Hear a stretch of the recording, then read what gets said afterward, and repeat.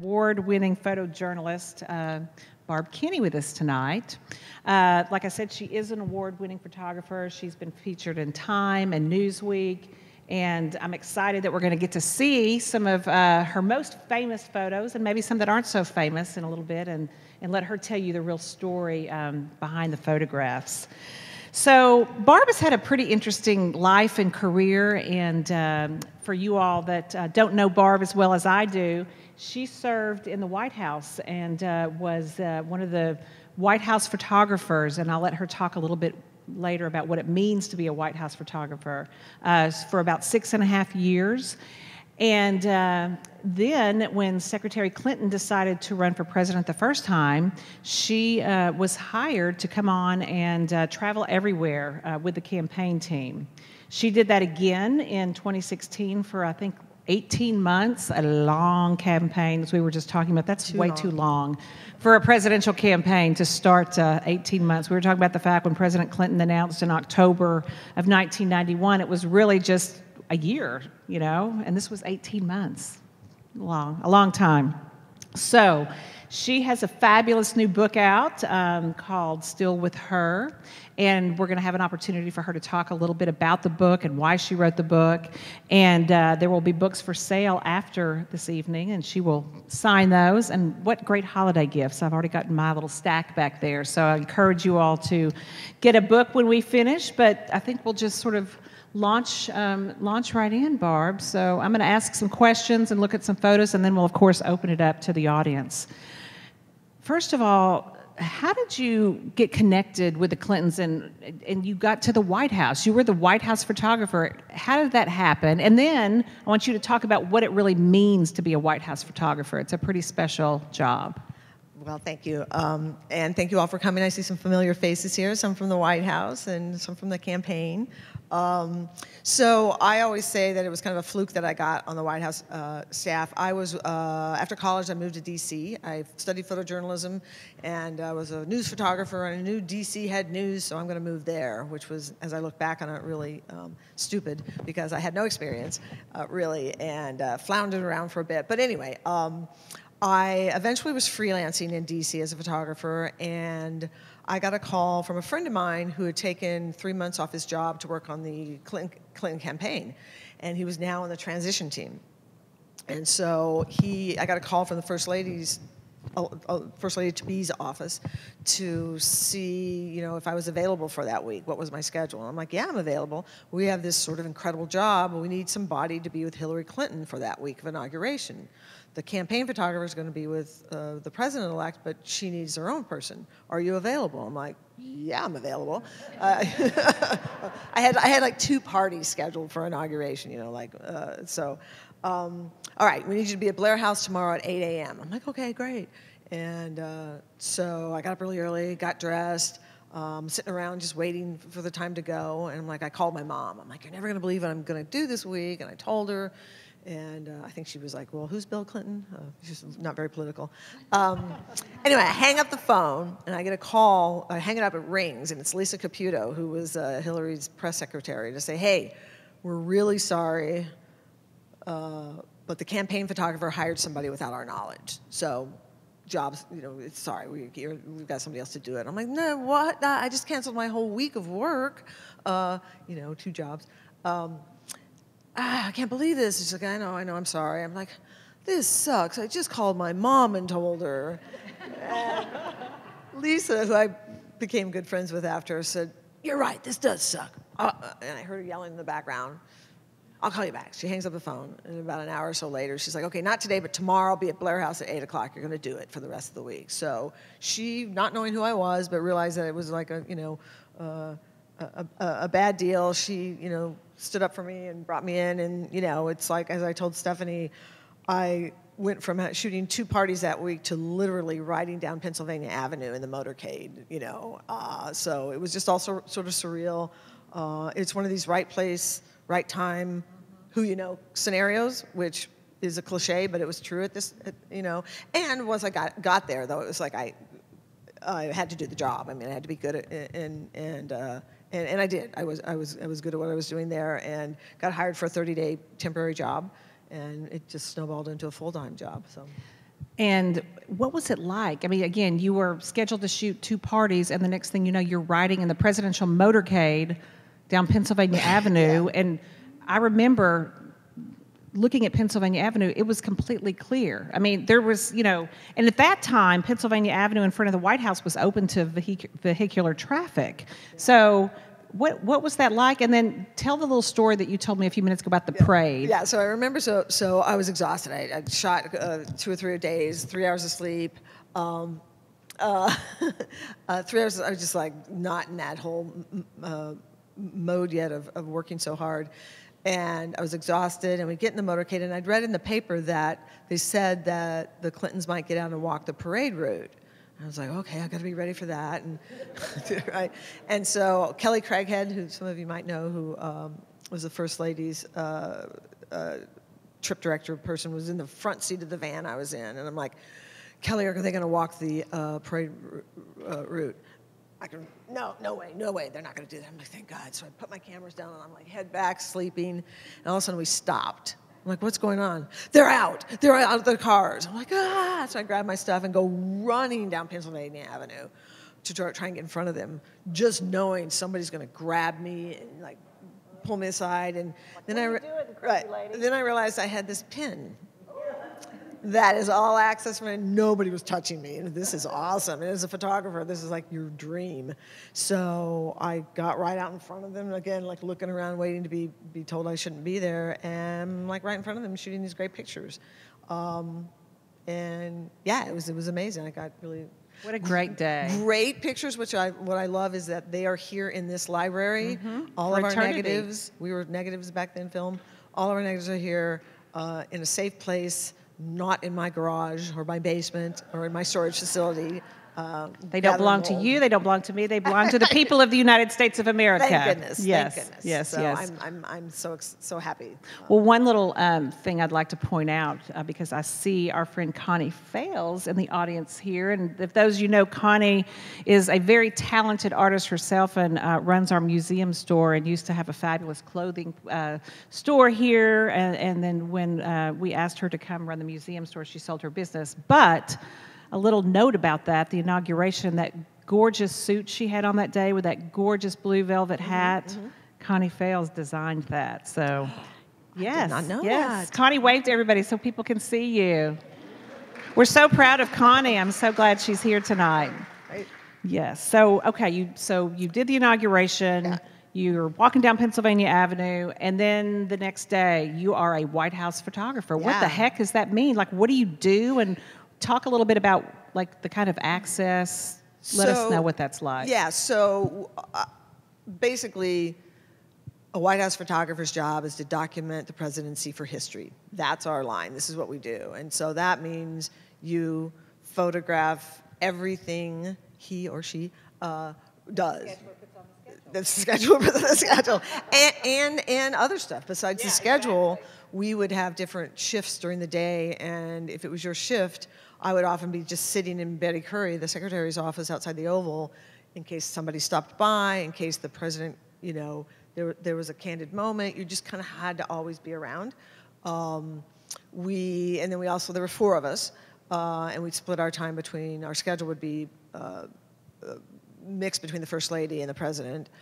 We traveled everywhere. So basically the photographer had to be there for everything.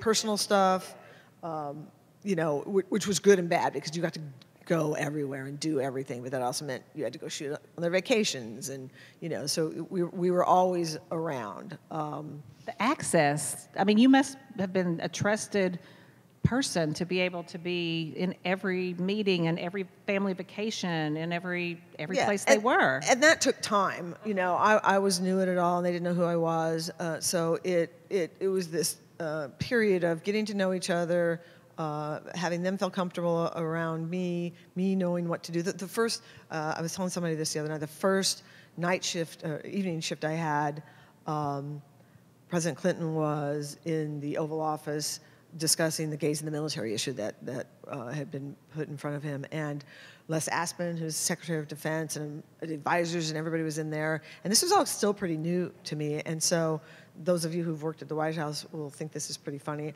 I stood in Betty Curry's office with a long lens and shot through what was going on in the Oval Office because I didn't know if I could go in there. And by the end of my time there, I mean, I had wide-angle lens, like on top of him behind, just right there. But I didn't know. I didn't want to get in trouble, so I just didn't know. So there was that learning curve, that period where you've just got to establish a relationship, and that's one of the things that's helped me with being Hillary's campaign photographer. She knows me. I know her. It's like she's used to having me around. It's no big deal if I'm in the room. She rarely, if ever, says, "Go." Yeah, it's just she knows. One thing I'll say about the Clintons too. They appreciate and they know the importance of photographs. They know why we're there, and so even in some of the more tense situations, more uncomfortable situations, they know why we're there, and we get to stay. So that is a blessing. And I can say, too, from being on the staff, I was President Clinton's scheduler for all 8 years, that, and this means no disrespect, you basically become invisible because you're such a trusted commodity to the Clintons, to the staff, whether it's a scheduling meeting or, if I'm was in the Oval Office talking to the president, it never occurred to me to be, that, oh, Barb Kinney's in here. You just kind of, they become such a fixture because, again, you know what their job is and you're so trusted that people just don't really think about that there's somebody there photographing everything. So it's really an interesting position, and to think about all the things you must have heard and, saw. What an incredible, like you are a fly on the wall, basically. And people always say, oh, you must have great stories. Well, not that you'll share, right? Right. I mean, there's like bits and pieces, but what you also have to remember is I'm in this room taking pictures. I'm worried about the angle, the best shot, to be discreet, to be the fly on the wall so they don't realize you're there. And I often wouldn't hear stuff. Right. So even some of my campaign pictures that I have, I've been told the backstory later of what was actually going on. I'm like, oh, I didn't know that. I just thought it looked really cool that she was sitting there by herself, and made for a great picture. I didn't know it was, some intense thing that was happening. So, but oftentimes then I would listen, but yeah, I'm in my own world. We're weighing in on policy decisions or anything. Yeah. Okay.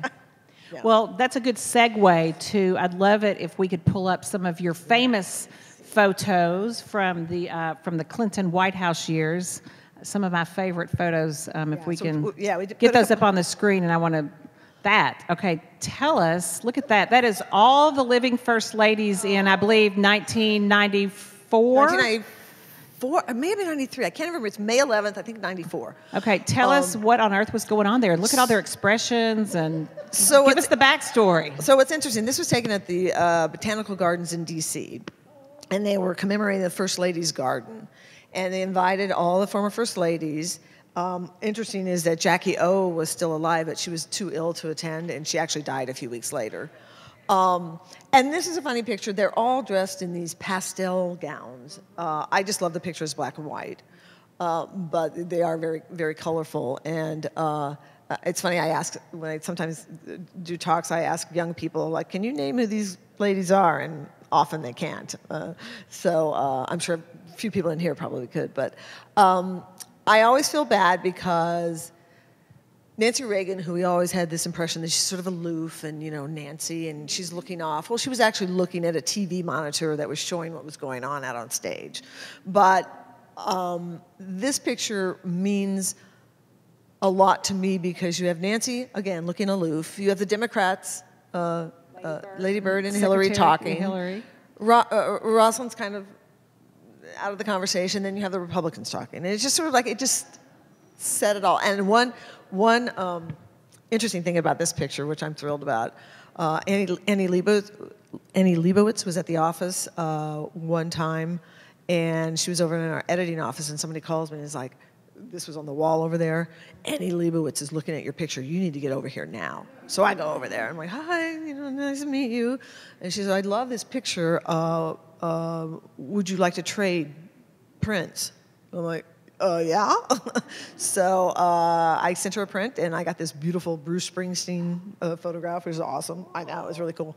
And so Annie Leibovitz liked my picture. That's a big deal. Yeah, it is. I know. Very I know. cool. So this was actually in a book, 100 Years of the National Archives, in an exhibit. They pulled this and one of Bob McNeely's pictures of him playing the sax. And it's one of my favorite pictures.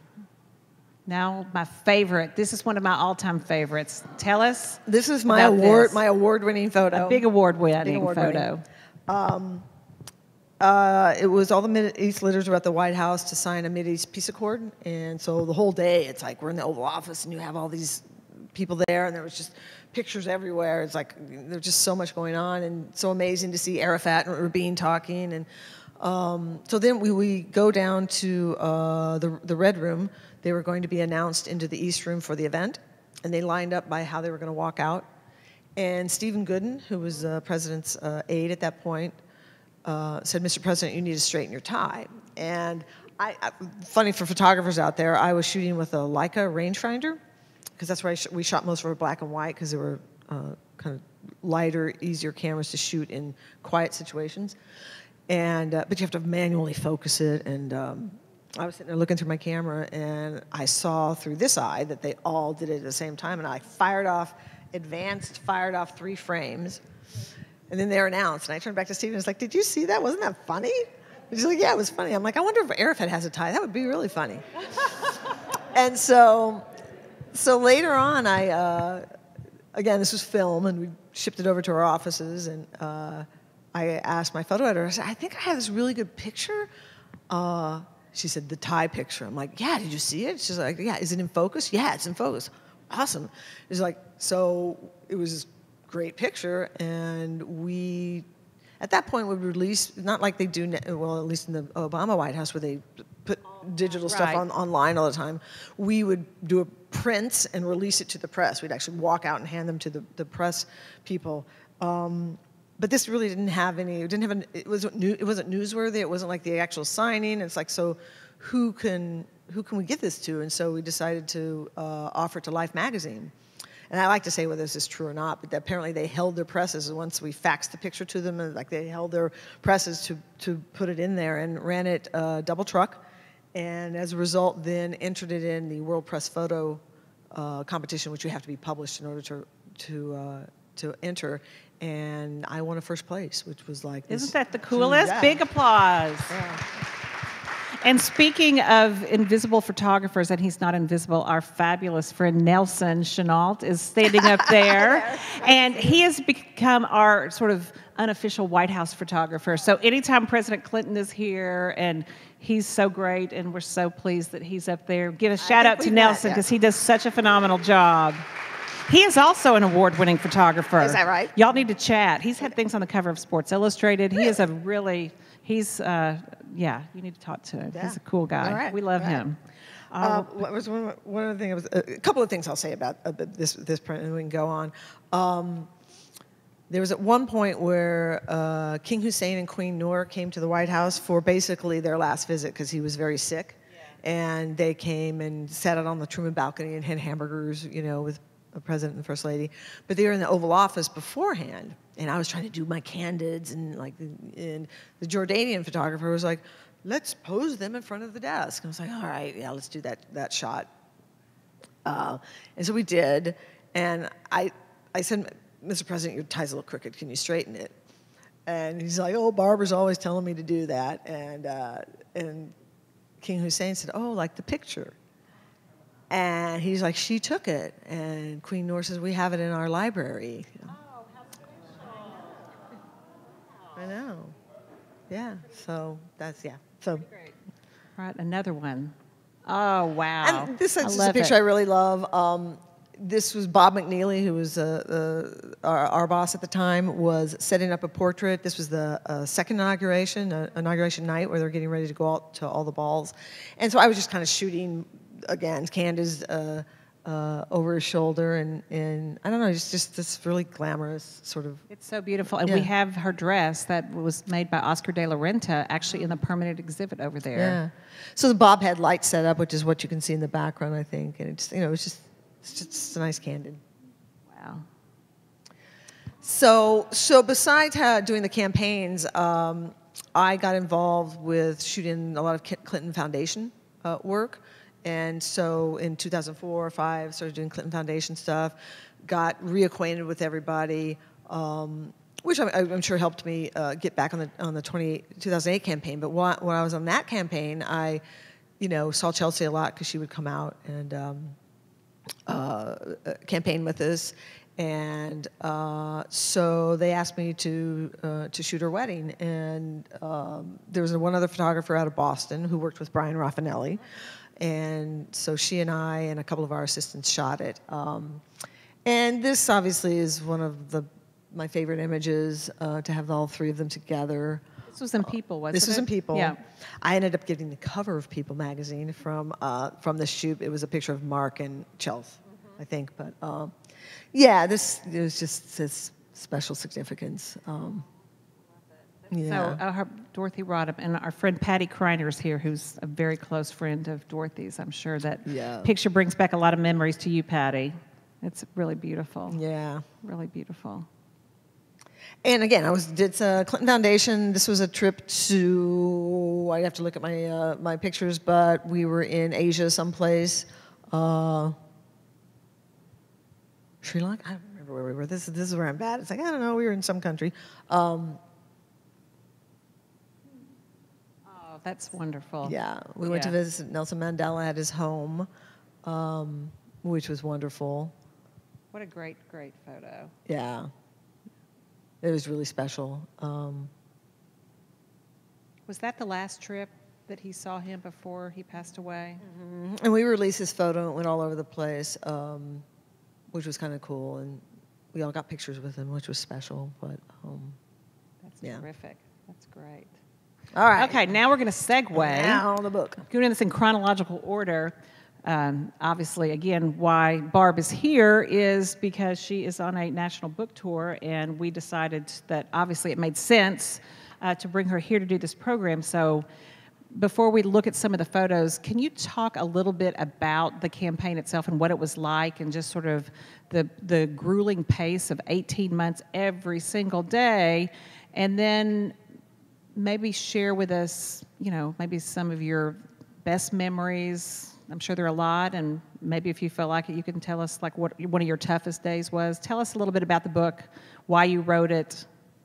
Well, I've always wanted to do a photo book. I never have, and I started in the campaign in April 2015. I got a call where, in 2008, I had to write letters, write emails, lobby them to say, you need a photographer on the campaign, you need this historical thing to be documented. But that wasn't like a main job role at that point, and only because I was familiar with Hillary and the staff, it's like it made sense for me to do it. So I eventually got on there. 2016, they called me. It's like now that position as a photographer is essential because of all the social media.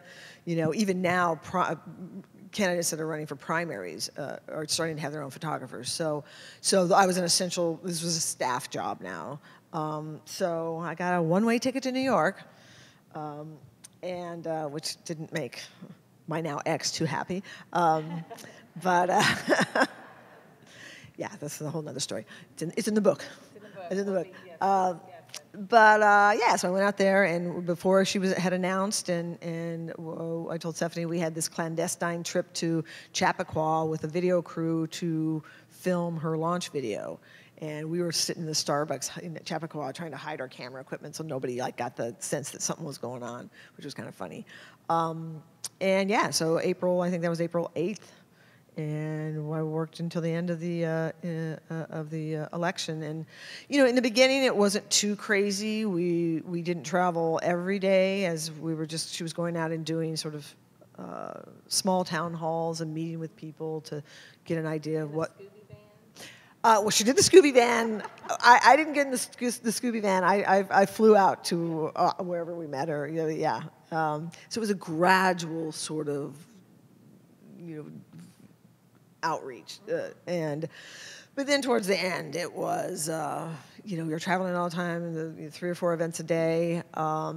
Oftentimes, we would do day trips. I had a apartment, a small little apartment in New York. And I get picked up every day by a volunteer in a zip car that would take us to Westchester, and we'd fly out, go and fly and do events. Sometimes if we did a West Coast trip, we were out for days at a time, maybe a week at a time. And it just, constant rallies and speeches and, and back to even at the White House, as incredible as this job is, to have all access and be able to get these incredible moments that, every photographer wants access. This is what we, live for, to get behind the scenes. This is what I get, the behind the scenes stuff. You also have to remember, and again, my White House friends will know, the receiving lines, the grip and grin photos take up a lot of your time. So as glamorous as it might seem to do these behind the scenes incredible documentary shots, you don't realize the number of and the Clintons did a lot of entertaining. They wanted every person in America, or at least every person in Arkansas, as Ann McCoy knows, to be able to come and attend an event at the White House. So there were sometimes 2 and 3 events a night, especially during the holiday season. I would often say, is there anybody else standing out on the street that might need to come in and get a photo, because we might have missed somebody? Don't want to miss anybody. So even my editor for the book, it was like, he had told me he went through, of those 18 months, I shot 432,000 photos. Wow. And he had to go through all of those to pick out the photos and the receiving lines. There was just a lot. Fundraisers, what you got to do. And, but as grueling and redundant as it is, I did always, even in the White House, get great joy of being able to photograph somebody with the president or the first lady, because I know how happy that would make people. And so I took it very seriously, because I know this was a big deal. And you probably did like the Make-A-Wish children that would come in, and that's really special. And Arkansans coming up for radio addresses. You think about those opportunities for the people experiencing it. It's like the biggest thing in their life, and you're the one right there. Yeah, right. Sort of adding to their joy and making it happen. You don't want to screw up. You don't want to. Don't want to get them with their eyes closed. Yeah, and the Clintons are great. They don't close their eyes in photos. They're so used to it. They're a little bit used to it. Thank God. But yeah, so I don't know. What can I tell you about the campaign? What was some of your best moments? What were some of the best times that you can remember? You're obviously engaged in what you're doing, but were there particular days that brought you great joy that you remember thinking, wow, this is really cool? Well, the convention was pretty awesome. It was those big events tend to overwhelm me, and I don't do really well. I'm better with the sort of behind the scenes, smaller, which is why I'm best just being sort of on the person. But to be backstage, and we'll have a photo here in a bit, with she and Obama just sitting and talking to each other, that's pretty cool. And I'm like, this is pretty cool. Yeah, you're the only person back there. Yeah, or on the convention, I was up on stage. I was over to the side where she, The balloon photos. The balloons photos. It was like, all of a sudden, oh my God, all these balloons are coming down, and you couldn't see the stage anymore. And so I was scooting along because I was afraid I was going to fall off, because you couldn't see where it ended. Right. And there was almost too many balloons to get a good picture. There is a couple in the book, but the convention was pretty cool. Whenever we would arrive at some place late in the day when the light was beautiful, this orange light was coming, the sun was setting. Those are the things I remember, because it's these beautiful, and a couple of Iowa stops. We were out at this, it was actually a winery in Iowa, where she did. Actually, that's where this was shot. This picture was shot. The light was so gorgeous. There was a barn behind her, and everybody was outside, and the sun was setting, and the light was just gorgeous. And that's a photographer. It's like, I loved it, And those are the kind of things where I'm taking good pictures, and I really, that's what excites me. Can you show us some of the photos here from the book? Give us a little selection. Oh wow! So this was right before she went out to give. I'd have to look at the date. I think it was Las Vegas, and she gave we won the primaries and the caucuses that day, which I think were a bunch of them. And this was her winning speech, whatever you want to call it. And actually, I was in another room, and Connolly, who was our trip director, came in and said, "Hey, Barb, you might want to come in here. There's a really cool picture happening." Which was, again, our staff also realized pictures are important, and they part of this, I think I helped train our staff, because whenever with like Huma and different people, when I'd shoot pictures, I'd show them a great behind-the-scenes documentary shot, and that helped them realize what I was doing. Right, so they helped you. They kind of helped you with your photos. Yeah, it's I like, guess. here's a great picture, come in. And you know, and this is, again, where my relationship with them, I come barging into their suite, and, you know, it's okay. They know I'm there.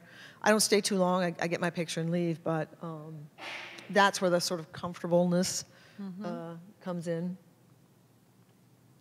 Oh, how cute. So I can remember a few years ago, and I was shooting a CGI event, and Barry Lurie, who's Chelsea's chief of staff, they wanted to release a photo, and it's like, let's get Hillary and Chelsea to do a selfie. And I was like, what's a selfie?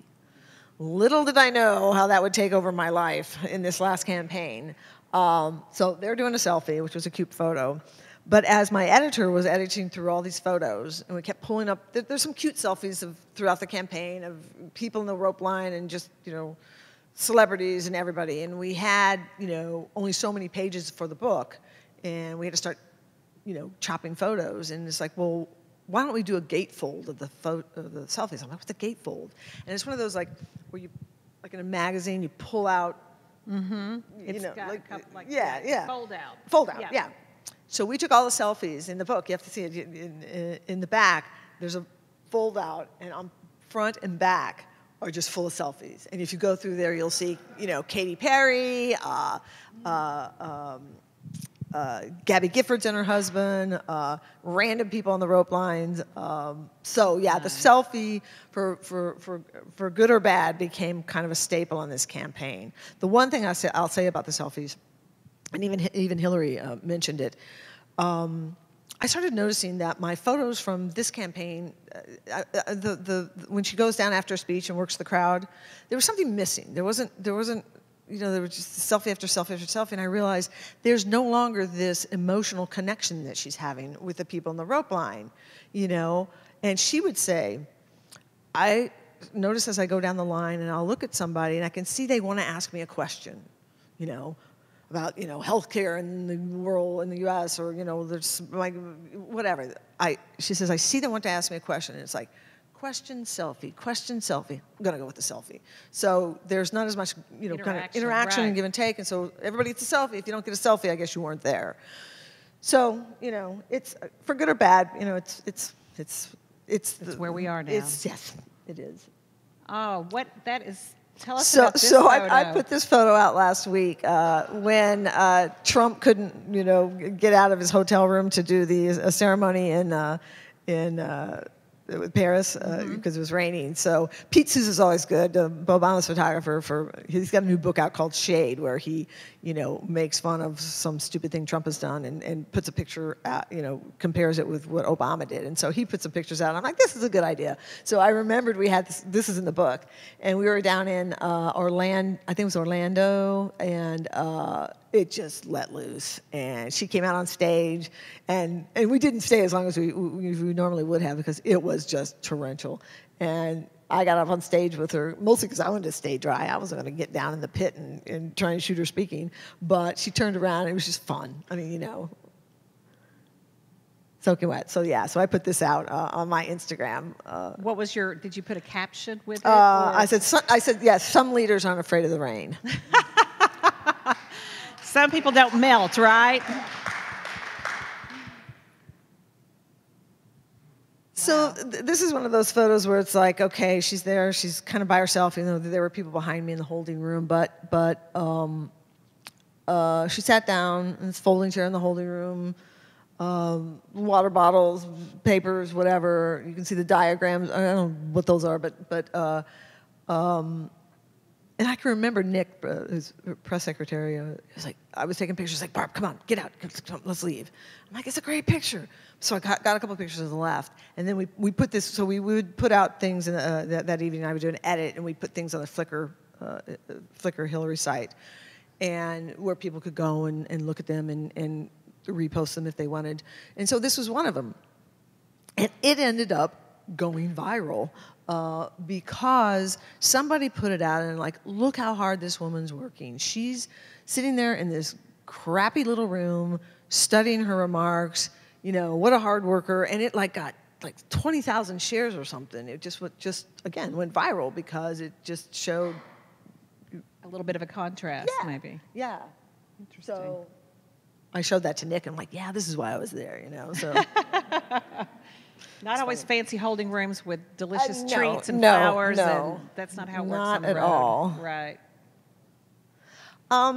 This was, it gets back to sort of, you know, the tie picture where I've learned from looking at other people's photographs and to learn that, you know, before or after an event is when you should look for a picture. You know, what's going to happen right before they walk out on stage, like, which thank goodness for the tie picture, I was paying attention. So this is right before she's being announced. She's got a second to sort of take it all in. And having done many events where, you know, okay, she's in the curtain and they open the curtain, she goes out. I was like, let me see what I can do differently. And this was at a gymnasium, as many of our rallies were. And I walked up to the second, you know, floor of the gym and looked down, and it was just this really cool picture. So Who's that person on the other side? probably an agent, probably Secret Service, I would assume. Yeah. I can't remember actually if this was in the book. It was really hard with the book because my editor, like I said, did this edit. We came back, we agreed on pictures and disagreed, and I had other favorites or whatever. And he gave me 500 pages that he'd laid out. I'm like, this is awesome, this is great. He's like, yeah, we have to cut half of them. I'm like, oh my God, no. So we spent like 3 hours on the phone going page by page and like, yeah, I love this one, but it's got to go. Or, you know, and I'm not sure if this one made it or not. I don't remember. It might be in there. This is one of our staff, LaDavia, remember her last name? LaDavia anyway, Looking at some of the campaign staff. Anyone? LaDavia. She'll come back. But she headed up our African American outreach, and this was at a church in Philadelphia where Hillary was speaking to all of the African American AME, Baptist church leaders. So it was kind of a big deal. And I couldn't remember if LaDavia was from Arkansas. Maybe that's why I threw this picture in. I thought she was, but maybe not. No, nope. Dream. So this photo was taken at the convention. Chelsea was announcing, or was doing a speech to announce Hillary before she came out to give her acceptance speech. We just got there. You know, Hillary was nervous. She's looking at Chelsea on the screen. I'm there. Callie Schell, who was actually Vice President Gore's photographer, was working for CNN, so I got her access to come back because Hillary likes her too. And so she was back there with me. But here's, you know, it was now just not me photographing Hillary. It was another photographer, and there was a gaggle of people, and I could tell she was getting agitated. And she's like, "Can I just go someplace else to watch this?" So I took my pictures and felt like I got it, walked away, and she went off to another room, and I'm like, oh, that was good. And it was, oh, you know, I should probably send that back to the office. It's kind of a nice picture. And I had a Sony camera that was it was wireless enabled, so I was able to send it right from the camera. And so I was like, yeah, it's a real cool picture, and I sent it back, maybe with another one. And then walked over to the staff room, and I looked at my time codes on my camera from when I shot the photo to when I walked in that other room and saw it on ABC, and it was 11 minutes. Wow. Yeah, 11 minutes from when I actually took the picture, because then I took a picture of it on screen, and that's why I'm like, that was, like, I can't believe that's up there. It was 11 minutes from when I took the picture, where it was out to the world. So that's pretty cool. That is very cool. Yeah. So this was the night, this is what I was talking about earlier. This was the night before where Obama came and gave a speech. And then Hillary made a surprise appearance after his speech and came out on stage. You probably all saw it and waved, and everybody went crazy. And so come off the stage. I've got great pictures of them coming off the stage and walking in the hallway. And then they go into this room. And it was Pete Souza and I and nobody else. I don't think there was any staff back there. And we were a distance away. I had a long lens and was shooting this because we didn't want to be right on top of them. And we both shot and walked away. But they like they started giggling. And there's this one photo. I thought it was this one, but now I remember I picked this photo for the book because you can see Obama's face better. But there's another one that's gone viral where he's like leaning over like that, laughing, and she's doing about the same. But if you do a search on it, it's been used as a meme now. Oh, I know. Yes. Anytime Trump does something really stupid, somebody will take it and like, oh, but you can't believe he said this. We'll take this to court, and it's the Supreme Court. Or it keeps has a life of its own. Mm-hmm. So yeah, look it up sometime. It's another frame, but it's my picture. So and I don't know what they were laughing about, and I actually have to talk to Nick to find out if I go out on a book tour if I can say this. But I did hear the word Bernie, not too much earlier when they cracked up, but I'm not, I honestly... Not making any assumptions, no, I don't know, right? but they did say Bernie, but yeah. So you've made it these days if your photo goes viral or if it's made into a meme, so I can retire now. And this is a bus tour, and right after the convention, Huma was actually like, Barb, why don't you go outside and get a picture for a wave? And so we kind of set this up a little bit, but nobody needs to know that. This is Saturday Night Live with Kate McKinnon. I don't know if you can see it. Yeah. Is that Val? She was That Val? was Val. Okay. That was Val. And that was just a whole fun, long day. We got there about 3 in the afternoon. It was fascinating to see how Saturday Night Live actually crafts the show. They would do readings and rehearsals, and Lorne Michaels would come in and say, scrap this line, do this. They do a run-through, and then they do at 8 o'clock a live audience performance where they go run through the whole show, make corrections. Again, this skit didn't work, we'll throw it out, we'll change this. So by the time the actual show happens, it's flawless for the most part, but they've just polished it. It was really fascinating to see. The funny thing is, so we'd been there all day. Kate McKinnon, who was sweet, and came in, and I think they were reading their lines at this point, and she was real nervous about meeting Hillary, but and they actually did a song together. I'd have to go back and watch the episode, but Hillary, as she says, can't sing, but it was pretty funny watching them do this. But around 10 o'clock, Hillary was like, how much longer do we have to stay? I'm like, it's Saturday Night Live. Right. It doesn't start for another hour and a half because it was exhausting. We were there for a long time. Sure. But it was so fun. Total fun. And after that, for like a week, people at events would call her Val. Hi, Val. It was fun. And this was, I think, just someplace in Iowa. I tried to throw in some pictures of President Clinton because he was with us a lot. And this was just a nice moment backstage before they were announced out onto, I believe it was in Iowa at some fairgrounds.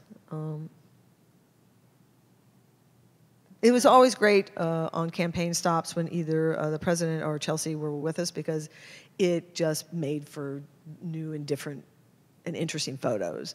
There's only so many you can take of her with staff or looking at a notes by herself. When we had threw somebody else in, even if it was just a friend who was there, it made just for better pictures. This was Mikey's, which was in New York, an ice cream place that was well known. I think Mikey. There's some story behind either he was a small business owner that, there was some reason we went there, and I think this just shows the level of which she affected young girls and women, and it's like you would see these girls. There's some pictures in the book where they're just overwhelmed when they meet her. And I right now I have a 14-year-old daughter, and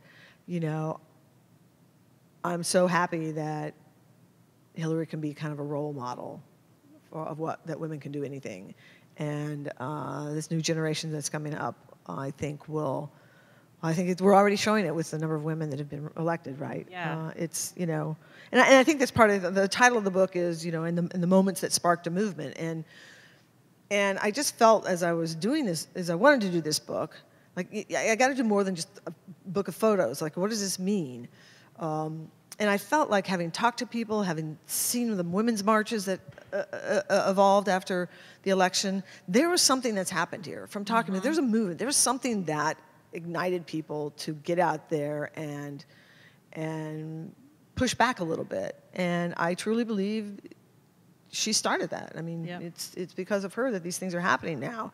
And so, yeah, and also in the book, which hopefully you all get to see, besides just being photos, I realized there had to be some text. There had to be something that would also bring people in. And so I asked a number of people who were very active in the campaign as surrogates and supporters to write what they felt about the campaign, about Hillary, about where we are, whatever.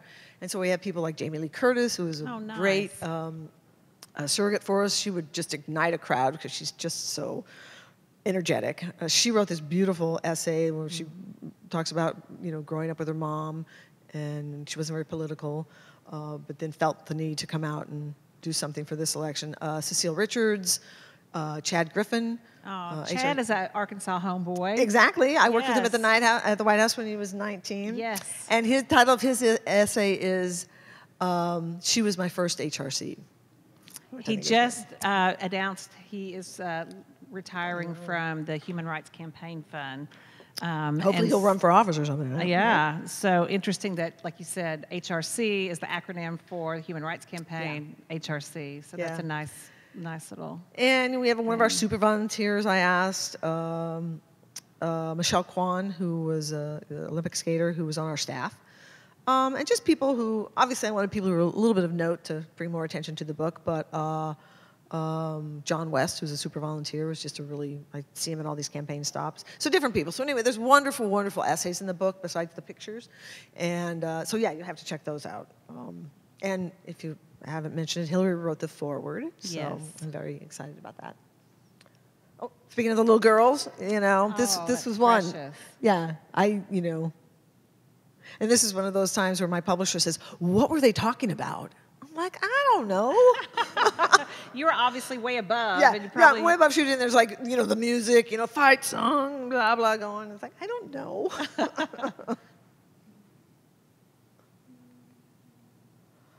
I'm not sure how well you can see this photo. It might be too bright in here.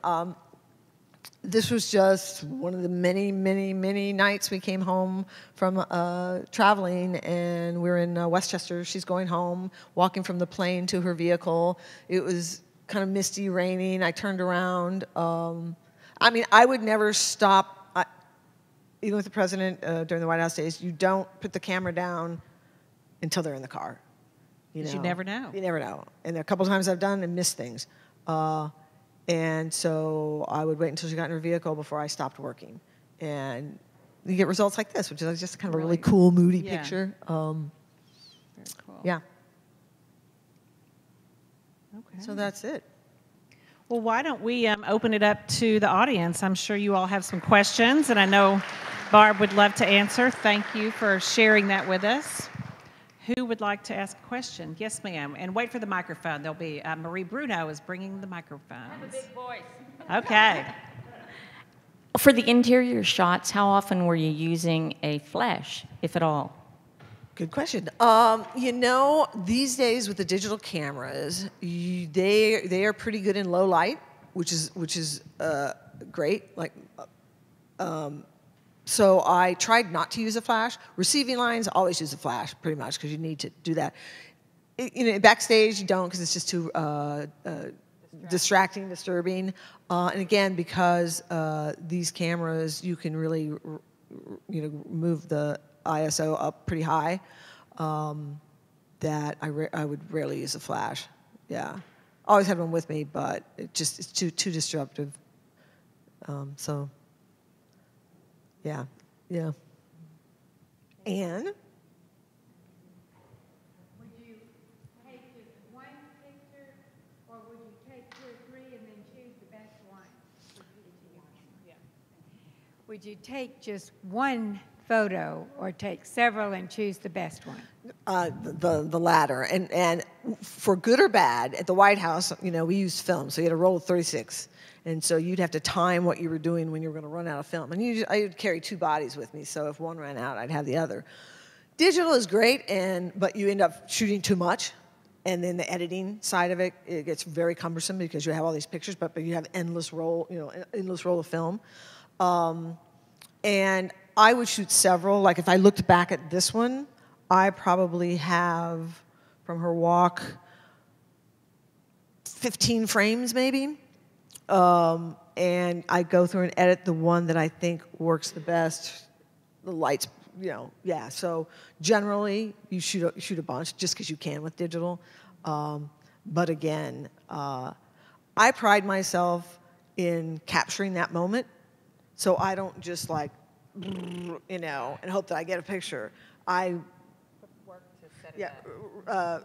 Somebody at the White House, Connie, who was the White House doctor, said that I was like a sniper, like Ralph was like shooting, love Ralph to death, but I was a sniper. I was like boom, to get that one moment. But I have a little bit spoiled these days with shooting too much. But oh well, thanks. Very, very good.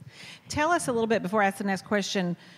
So in the White House with the type of film and cameras, so you took much fewer, right? Because you were aiming, or how is that different then versus now in terms of digital film and how that all works? I think we still took a lot, but with digital, like I said, you have this endless roll, so you can you don't have to worry about that. Whereas with film, if I would see I was coming to the end of the roll, I'd probably be more selective with what I was doing. So one interesting thing, I can't believe that, you think back at like how we used to work, which is crazy, ridiculous. But when we did receiving lines, they move pretty quickly, right? If you remember. And you're coming to the end of the roll. Oh, yes, you run out. And you have so to I stop. had this system down where you're like, I have 2 cameras, and I'm running it, and I get to the end of the roll, I shoot the reverse, the rewind, which is automatic. I go to this camera in between while they're shaking hands with somebody. I'd pop that film out, put it in my mouth, put the other one in. And the worst would be like, you put it in and you drop it and it'd be like, could you wait for 1 second, please, Mr. President of the United States? Hold on. Just 1 second, yeah. So that was always, but you get into a routine, but but now you don't have to worry about that so much. So, but yeah, we shoot a lot of pictures. I'm like 432,000. That's unbelievable. Wow. I know, a lot. Questions? Who owns the photos? Well, White House photos are owned by you guys, the National Archives. National Archives. Yes. And the campaign, interesting, it is actually a good question. In the campaign in 2008, I came on board. I think I got $200 a day or something ridiculous. We didn't have a signed contract. And after working on the campaign for a month, they wrote up this contract. And we own everything. I'm like, yeah, no. I think I've pushed back. It's like, how about I own everything, and this was 2008. I own everything, but won't publish anything without Secretary Clinton's permission, or Senator Clinton, I guess at that point. I'll just call her Hillary. It's easier. Her sign off. And so that's fine. We agreed. I said, because I've already been doing this for a month, so I could just take what I have and go. But I'm not going to do that. But this campaign, however, they own everything. So do you have any, you had to get permission for all of this? Yeah. So I don't own, you give up that ownership for access and for salary. Generally, newspapers photographers are on salary. Right. They don't own anything. So I don't. But the way to get around with the book is we sort of have a licensing agreement that they license me to use the photos. But they had final approval of everything, which was fairly easy to. Of course. So I'll die a poor photographer, no money, but so buy the book. Famous but poor, but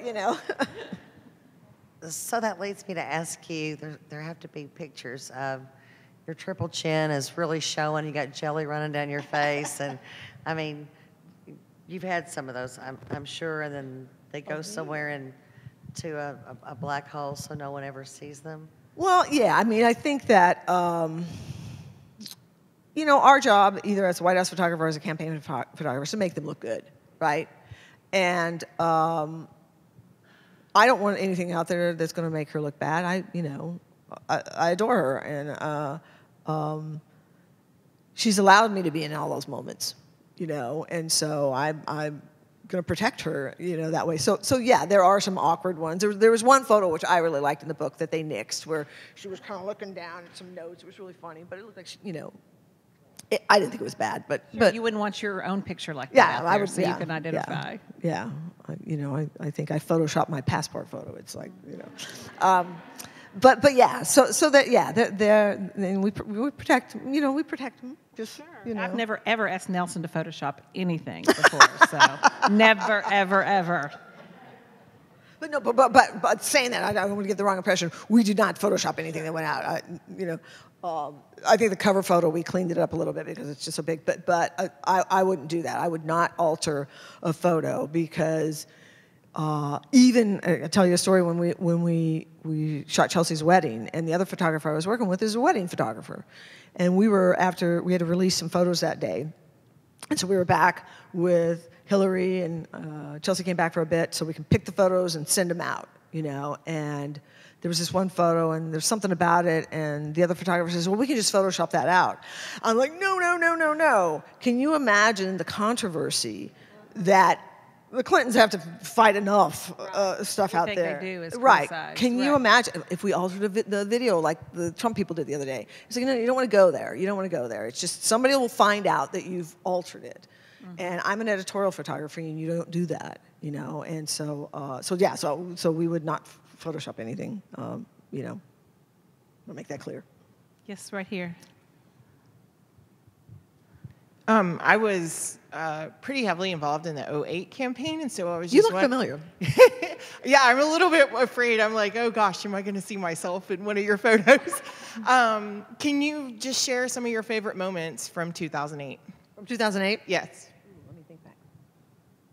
So this book is just on the 2016, but I wanted to do a book after 2008, and we were thinking about it, and then there was like, they're about to put 3 books out on Obama, we were kind of losing, so we didn't. Oh gosh. I have to look. There are a bunch of them on my website because I have not updated my website in 3 years, but so there's no current campaign stuff. I got to do that. But there's a bunch of stuff from 2008. I did this funny little sort of montage of photos. Somebody had done a balloon doll of her.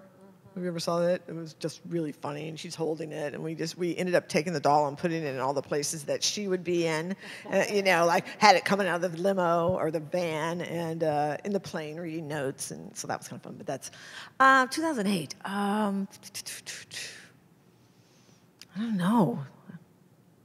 I'd have to look at my photos.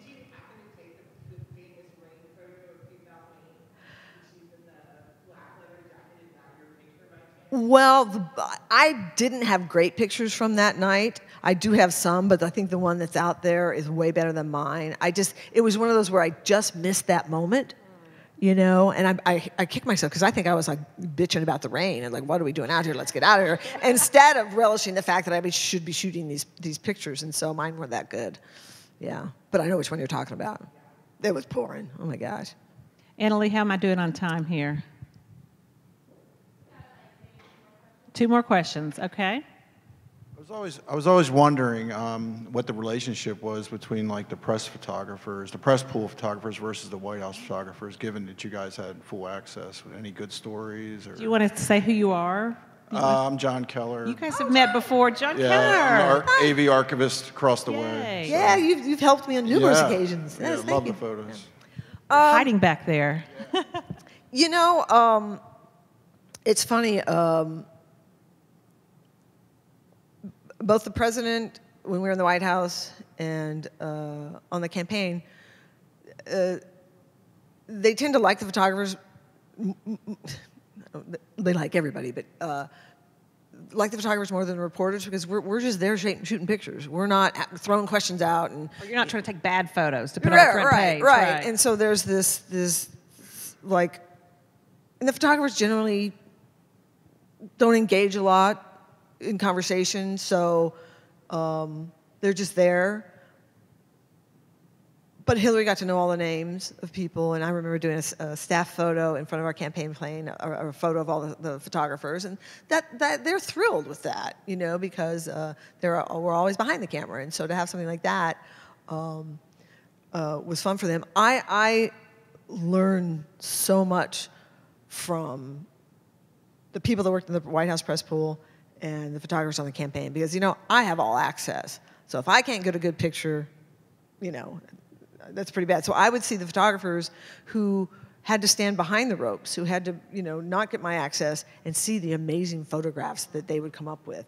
And I, like even the picture of her walking to the plane, I think I'd seen one of the other photographers had this really cool silhouette picture, not like this, but sort of gave me the idea, that's a cool picture, let me see how I can do that as well. They're amazing. And again, they don't have my access. They have to get up much earlier to do go calls. through security and get yeah, there. it's not No not an glamour. easy job, but they're fabulous. And you know, we would during the campaign there would be a day where we would grant special access to somebody, Doug Mills of the New York Times or Justin Sullivan of Getty, and they'd get to spend a day behind the scenes with us. And so that was, you know, Nick and the press people, you know, working with the photographers to give them access. So the relationship was good. I'm still good friends with a bunch of them. Justin Sullivan with Getty, if you look, he's been covering the fires up in California, which he's done on numerous occasions. I mean, he's just right there in the middle, just doing these incredible photos. So yeah. Hopefully that answers your question. John, you do such a great job. We're so lucky to have John working at the National Archives. And really, it's so interesting. We were actually talking about the process you all have to go through when someone calls and requests a picture that, they're in the freezer, and you have to tell everyone here about what you do, John. I think it's really super interesting. All the photo negatives are in a controlled climate, so it's 35 degrees Fahrenheit and 35% humidity. So it takes, when somebody requests something that we don't have scanned When I call already, John and say, John, I need like in 10 minutes, like President Clinton really wants this picture. He's about to meet with so-and-so, and he would love us to send one up there. And what? Most of the time, you know, so much stuff is scanned now over the years, but there are so many photos that we haven't scanned. Right. And it takes about an hour to get them up to room temperature. So once we pull the negatives and scan them, you know, they're good to go from there. But we do preservation scanning too also, so it's a different deal than just a quick reference scan. So I know that because when the library opened, I got a little tour back there. Mm-hmm. And I know all the negatives are there, I guess by date. I can't remember exactly. But I know Janet Phillips, who is our librarian, you know, put in all the information of who were in pictures. Do you have this big database that you say, Madeline Albright was in the office? Right. Yeah, we inherited all the White House databases, the photo database, and other offices. So yeah, we still rely on them, and then we're building our own database too to, you know, build off of that. Yeah. So yeah, we use it all the time still. Yeah. I don't know what we do without it actually. Do you think it must be, I don't want to say easier, but now that everything's digitized? Well, like I said, we Not probably for you, right? we probably the newer have libraries. maybe 20% of over 2 million images digitized. Say that again. How many images do you have here at the Clinton Library? A little over, well, estimated over 2 million images. Wow. Yeah. We were trigger happy. Yeah. More the merrier. I mean. More the merrier. Yeah. That's awesome. All right, we have one last question. Who's the, we'll do two more. Sorry, my privilege, because Ann worked on the campaign, but let somebody else ask, and then we'll let her have the last question. Yes. Thank you. Just Ann? Just Ann. Go for it. Right behind you. You talked about how you would like be in the zone in a lot of important moments. Can you think of any where you kind of, once you put the camera down and kind of thought, oh, I can't believe I got to witness that, or where you had to kind of delay your processing of really intense moments? Yeah, I mean, I think that happens probably a lot. Wow, let me think. I don't know if I can think of one specific time.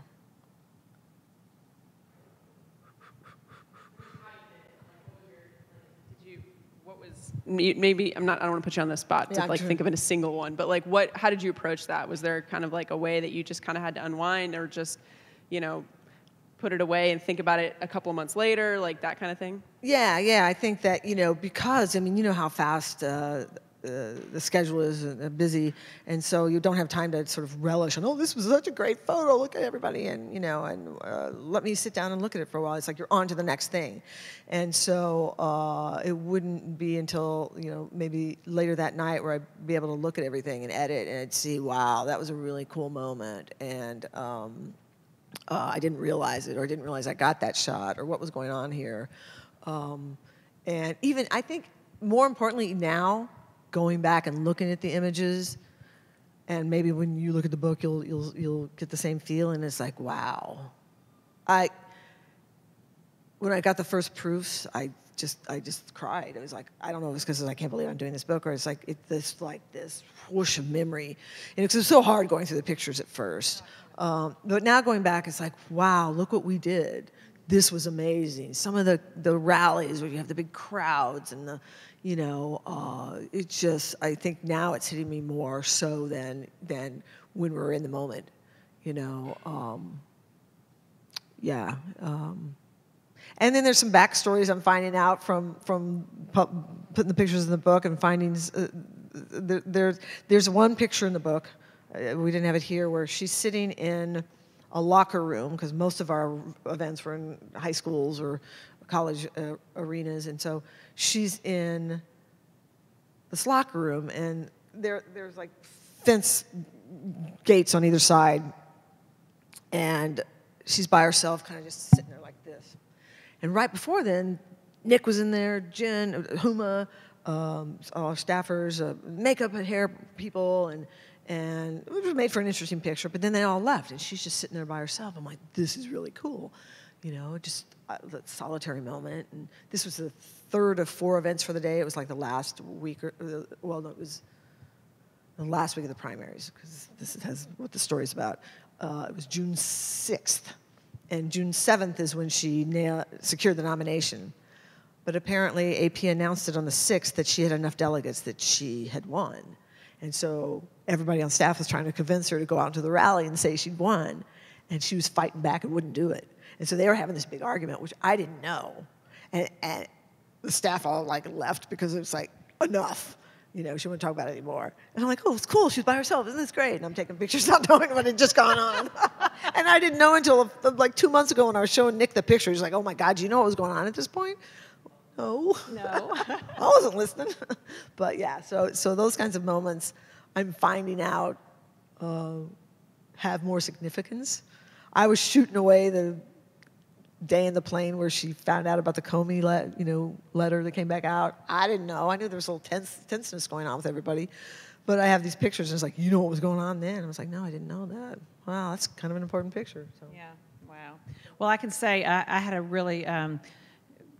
when I moved over to the West Wing in 1995, I guess, my office and Barb's office were right next door to each other. So not that we were ever sitting at our desk very often. Right. It was kind of fun that we were like right next to each other. And I have a funny story that I got permission I could tell. Okay. So we were right next door, and Stephanie at that point was, you know, going through her dating hell, I guess, I don't know, world. She would always she would go out with somebody and come back, and she would name them. Like, this was... She's making it sound like I had a lot of dates. Let me just tell you, that's not how it worked. I worked 24/7, 7 days of work. Right, but I remember President Clinton even talking like, how'd the date go? And it's like, you know, oh, she had this tall guy and a cute guy, and I'm not sure who, but it was always, she always named them.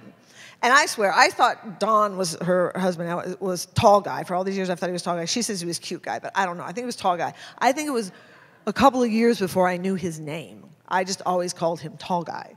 He was actually cute guy. Cute guy, she says. I don't know. But anyway, who was tall that's guy? Who I ended up marrying, so yeah. Anyway. That was...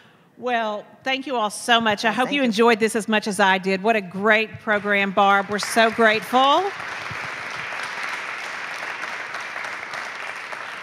And like I said, you know, I think this would be an awesome holiday gift for the women in your life, for the men in your life, and Barb is graciously going to stay and sign the books for us. So we'll go ahead and let you move over there, and if you'd like to visit and say hello, I'm sure she'd love to say hello, and thank you all so much. Have a great evening.